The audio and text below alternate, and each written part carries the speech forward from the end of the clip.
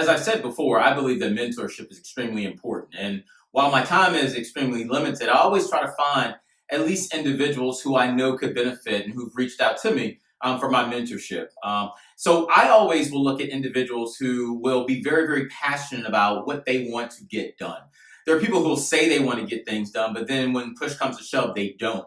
So when I decide who it is that I want to mentor, I want to make sure they're passionate, that they work like their hair's on fire about achieving the goal they've set for themselves as it relates to leadership.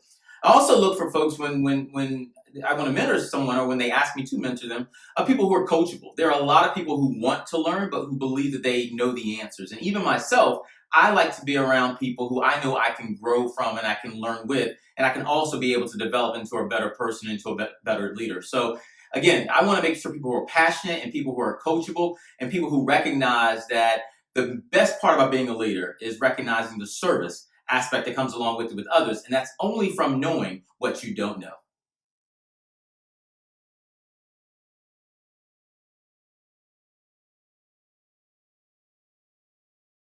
Man, I can't say it enough how important leadership is. And when we think about the problems that organizations and, in fact, our world are going to face over the next generation, it is so important to have that talent pipeline built up, and not just built up within an organization, but also in general, so that we can bring fresh ideas to an organization.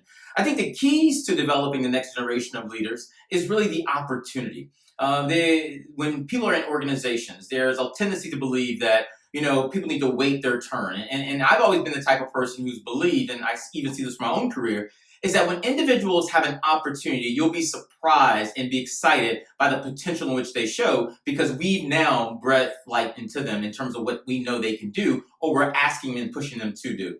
The other thing outside of the opportunity is really the identification. And a lot of people don't want to go into leadership. They'll say it. It could be because their belief or view of leadership from where they sit is just not something that they can see themselves in. Whether they like it or not like, the individual is not what I'm talking about, but whether they like where the organization is in fact going. But I know some of the best leaders were people who were tapped because they were identified and then given an opportunity. And from that, they flourish. But I think those are keys to developing the next generation of leaders.